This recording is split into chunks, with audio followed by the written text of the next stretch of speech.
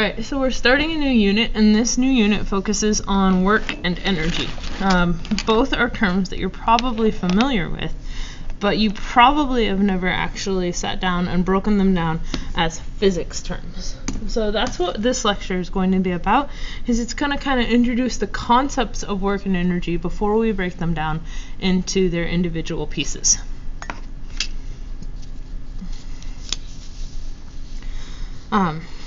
One of the things that you should know is that being successful in work and energy is not only possible even if you've struggled up to this point, but if you have a firm grasp on work and energy, you can usually work your way around other ways of solving the problems and end up with successful problem answers or solutions, even if you're not using kinematics and even if you're trying to circumvent forces. So that means that calculating work and energy can be an alternative to solving forces or solving with kinematics. And a lot of the time, if you can solve a problem using energy, it's going to be simpler than solving the problem with dynamics or with kinematics. So work. When you think of work, you're probably thinking of something that took a lot of effort to do. You had to work really hard on your homework. You had to go to work after school. You worked super hard on that project, or you worked super hard on that essay. Therefore, you deserve an A, obviously. All of those concepts are English terminology for work. Right? Work is, in that sense, something that you had to apply effort to. But in physics, work has a very specific definition, so you can't say that you did a physics amount of work on your homework because you just sat there with a piece of paper and thought really hard for a while. And that's not the physics definition of work. The physics definition of work is that work describes what is accomplished when a force acts on an object and that object moves through a distance. So that's another way of saying that for physics, the only time work gets done is when a force is applied and an object is displaced. If there is a force applied and that object is displaced, there is a very good chance that there will be work. We're going to get into the details of exactly what's required for the physics definition of work. A few things to remember for all physics definitions of work is there must be a force. If the force is zero, no work was done, which is why you sitting there and using your brain super hard to think something through is not work. There is no measurable force that you are applying. That force must be acting over a distance. So that means no matter how hard you push up against that wall, if that wall is not moved over a distance, then no work was done. That's terrible because, or terrible, wonderful, however you like to think of it, when you push really hard on an object, you think you're working really hard and your muscles are getting tired and you're getting sore. But you're not doing work. That wall didn't go anywhere. Therefore, by the physics definition of work, absolutely no work was done. If there is no displacement, there is no work. Now, whether or not work is done has a little bit to do with the direction of a force when there is a force present, but we're not going to worry about that just this second. We're going to move on and we're going to talk about another term that you're familiar with when you talk in your everyday English terminology, and that's energy. I have no energy for this drama right now. I had so much energy, I didn't know what to do with myself. I had a lot of nervous energy. I felt like I was gonna puke. I have no energy this morning, Miss B, so I just plan on not doing any of this work. Alright, those are all English terminology, English vocabulary uses for the word energy. Energy in physics is actually a little bit abstract and hard to define. Energy is only a mathematical quantity. We can calculate it. We can determine where it is and how it's moving, but we can't see it. We can't touch it. And we can't directly measure it. We can only measure other variables that allow us to understand or know what the calculated energy is. So because of that, while energy is an incredibly useful concept, it's also sometimes a hard concept to think of. For now, our best definition, or the working definition that we're going to have of energy, is we're just going to say that energy is the ability to do work. In other words, energy is the ability to have some force act on an object and move it through some distance. So energy is a force applied over a distance, or the ability to do that.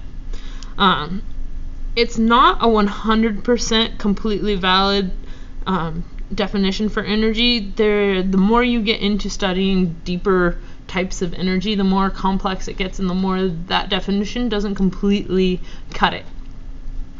And it also doesn't work in every single situation. For example, at an atomic level, those particles aren't necessarily doing any work. But for us, and for at this entry level looking at energy, we're going to say that energy is the ability to do work, and that's going to be just fine for right now, especially for a really important type of energy that we're going to be taking a look at called mechanical energy. Mechanical energy definitely encompasses energy, which is, if that object has energy, it has the ability to do work. So let's take a look at some examples of objects that have energy, or in other words, objects that have the ability to do work. We're going to take a look at a moving truck, a ticking bomb, a lifted brick, and a wound up spring. So, of course, every single one of these situations has been brought to us by Benny. Let's go ahead and let's start with the moving truck. All right, with a moving truck, you could have this truck which has a mass that's very big, and it also has a velocity that's very big. You're going to notice I didn't plug numbers in there because I don't want you to be thinking about this mathematically. But there's something that you know is, if Benny is driving a very big truck at a very big velocity directly toward you, you better believe that that truck has the ability to do some work to you. When that truck collides with you, it will apply a force to you, and it will also move you some distance, which means that since work is a force applied over a distance, this moving truck has the ability to do work on you just by virtue of the fact that it's moving. It's moving, so it can do work. The type of energy that this truck has is movement energy. Right? It has the ability to do work by virtue of its movement. And we're going to give that a very specific physics term in a little bit. But that's a great example of an object that has energy because it has the ability to do work. Another example would be a ticking time bomb. Okay? A ticking time bomb that Benny left on your doorstep has the potential to do work. Right? This ticking time bomb, as it sits on your patio, has no obvious energy. It's not doing any obvious work, but if you know what a time bomb is, then you know that it has some energy in it, because you know that it has the ability to do work. It's just that right now it's not doing the work, which means it has the potential to apply a force over a distance, because when it goes and stuff explodes outward in every direction, that pressure, which is force per unit area, is going to push against you, and it's going to move you some distance, and therefore this thing that had a potential to do work actually did work. All right, so potential energy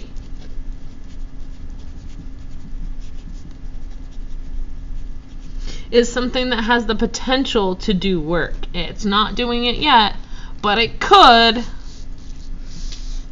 Another one, a lifted brick, also has potential energy. It has the potential to apply a force over a distance on you. So if Benny climbs up onto a pedestal and holds a brick over your head, you're probably going to want to get out of his way, because If Benny drops that brick, then it could do work on you. As long as that brick is up over your head, it has a potential to apply a force over a distance or do work. So if Benny lets it go and it hits your head, that means that there will be a downward force on your head, and it will move over the distance that the brick impacts your head. That could be, if it's a small brick, maybe a couple millimeters. Your skull's a little bit squishy.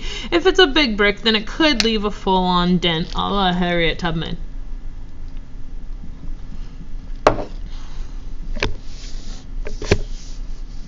And another is a wound-up spring.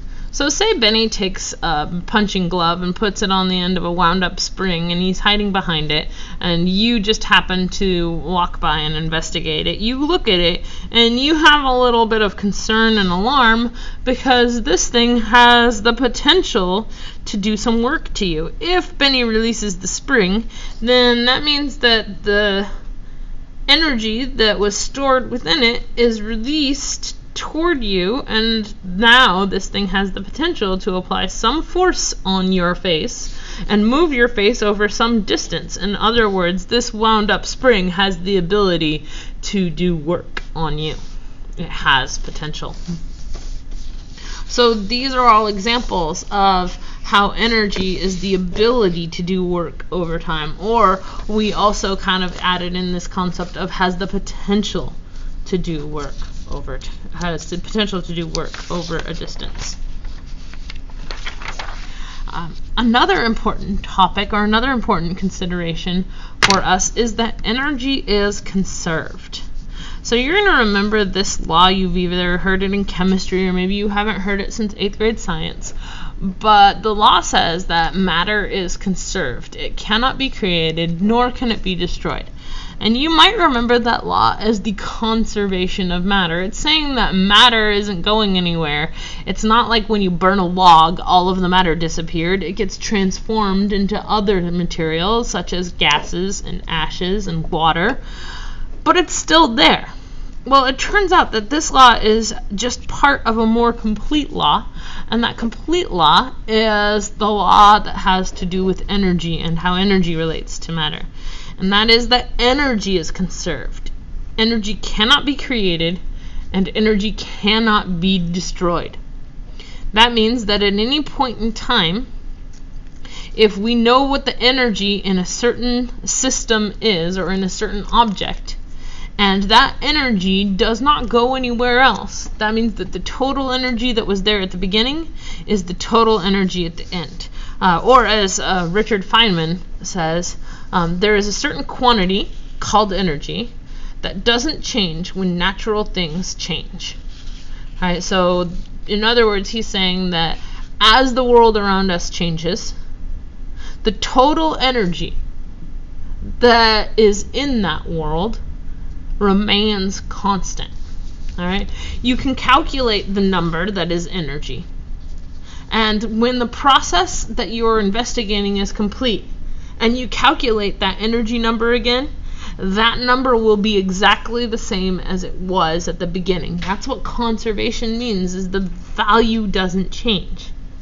Now, some of the time I see a misconception, and that is that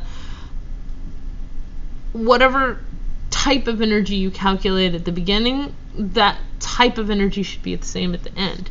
But it turns out that there's a whole bunch of different types of energy. They're all energy. They're all the exact same amounts and units, and they can all be called energy. But they're different from one another, and we can view them differently. Just like a wound-up spring is different than a brick getting held over your head. Those are different types of energy. You can change holding a brick over your head and the energy contained in that into the energy of a wound-up spring. All you have to do is drop the brick onto the spring. What happens? Well, the energy that used to be in the brick because it was up high is now in the spring, which got compressed down. Now, the spring has the potential to spring, but the brick no longer has a potential to fall. The total energy did not change. Any one type of energy might change, like in our brick and spring example. If the brick is up high, it has energy that's there because of its height. It has the potential to fall. And when the brick is dropped, it no longer has the potential to fall, so that energy is gone. It's conserved, however, in that now that it's landed on the spring, the energy is now contained within the spring that got wound up because the brick dropped on it. The total of all of the energies involved in any process should be the same in every single circumstance, because that's what conservation means. When we look at a situation that has conserved energy, energy is conserved no matter what. It's just a matter of where that energy is and in what form that energy is. All of its energy, so it's conserved regardless. It exists somewhere. Take, for example, a system where you have energy and then some other energy and then some other energy. When we add this up, the total, or the sum of all of the energies, equals energy plus other energy plus some other energy. And that'll equal the total. It's all there. In this process, all of the energies stayed in this situation that we're observing. It was conserved. It could happen that you have energy, and then by something that happened, some other energy is still in there, but other energy escaped. Right? The total energy here is still the energy plus the some other energy plus the other energy, and it's still conserved.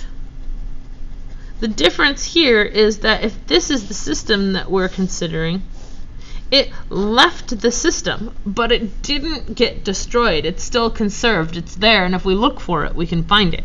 And that will always be the situation here, is that the energy is always going to be conserved. Sometimes it will be conserved within the system that we're studying, and sometimes it will be conserved even though some of the energy has left the system that we're studying.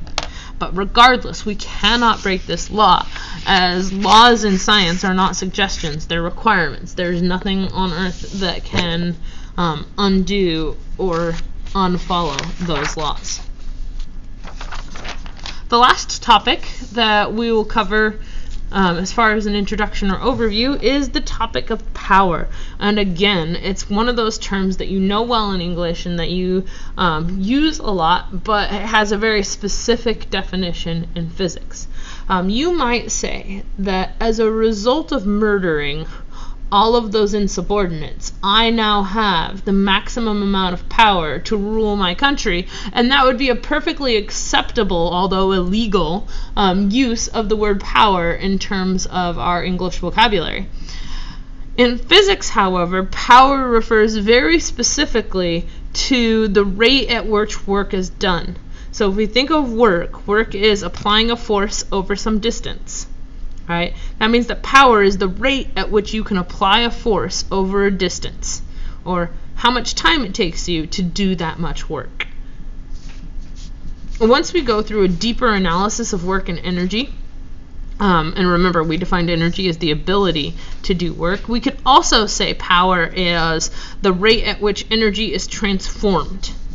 Right? So not only is power how fast you can get work done, power is also how fast can you change energy. And that's how we're a little bit more familiar with using the mathematical concept of power, because we talk about our power bill.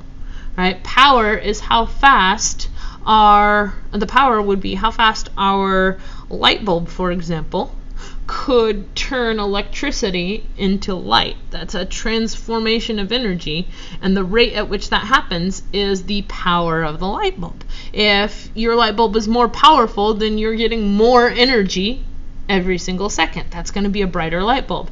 If your light bulb is weak, then you're not going to get very much energy per unit time, and that's going to be a dim light bulb. So you can see that power is incredibly different.